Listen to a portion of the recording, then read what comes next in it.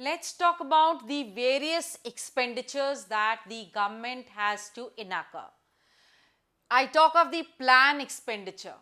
Plan expenditure is an expenditure that the government has already planned and has noted down in the budget that it's going to spend that much in the educational field, on medical, on transport and so on.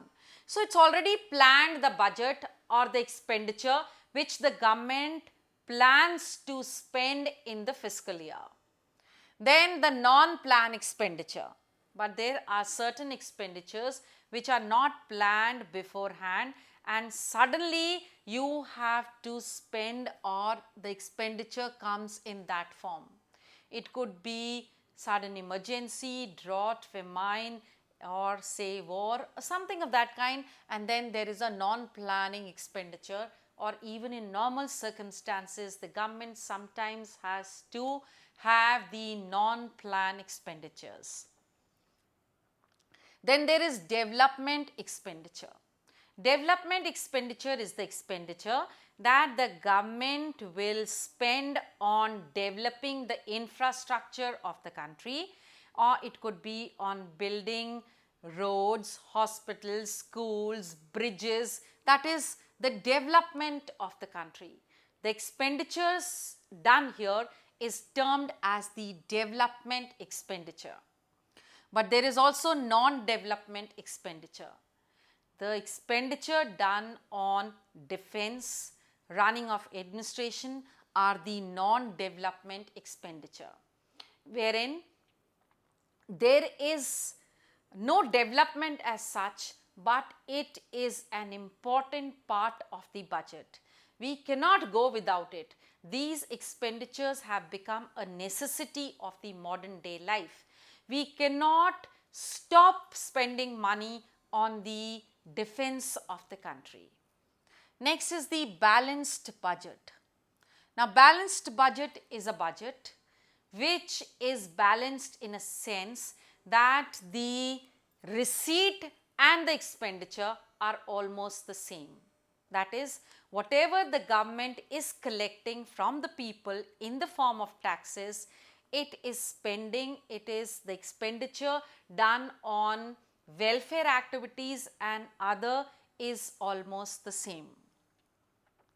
Adam Smith, the old economist, said that a balanced budget is the best budget, but Keynes, the modern economists, disagree and they say that the balanced budget is a tight budget and the government cannot spend on various components, on various areas where it should. So, unless the government does not have the free hand of spending, of doing the expenditure wherever it is required, it is not a right budget.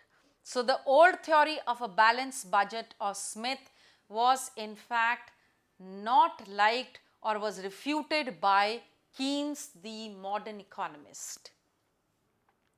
Then we have the unbalanced budget, which Keynes has supported. An unbalanced budget is a budget where the receipt and the expenditure are not at par, they are not same. And the unbalanced budget can be of two types, the surplus budget and the deficit budget. The surplus budget is the budget when what happens? When the receipt is more than the expenditure, and the deficit budget is when the receipt is less than the expenditure. So, Keynes feels that the government, if it has a surplus budget, what is happening?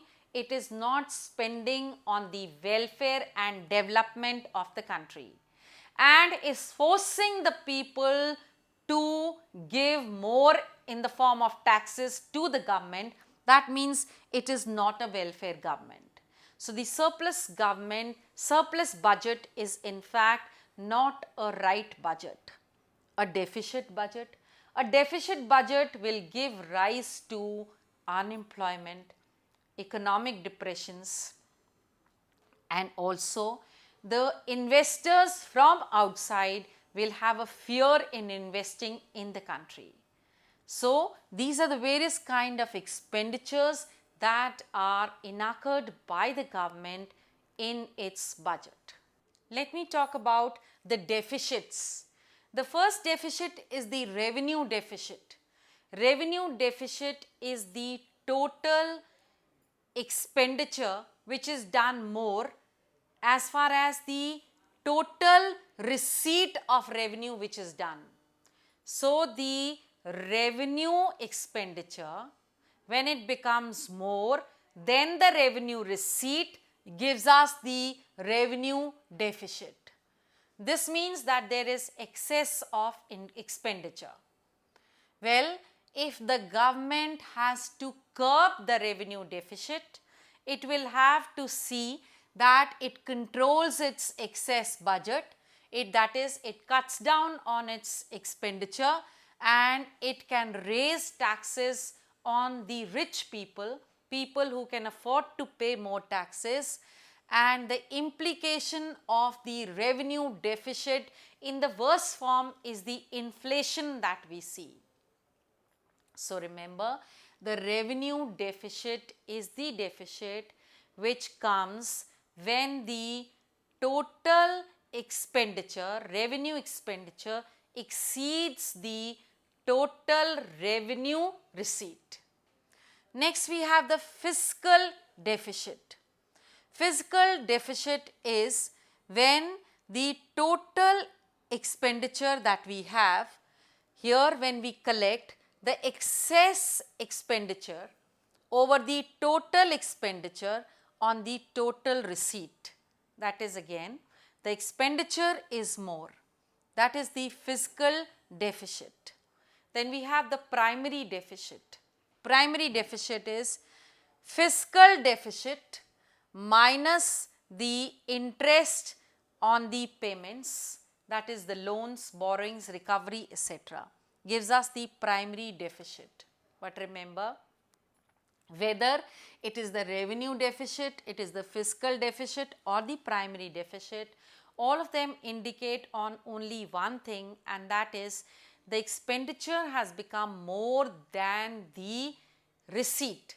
And when the fiscal deficit rises up, that is the time that there is debt trapped.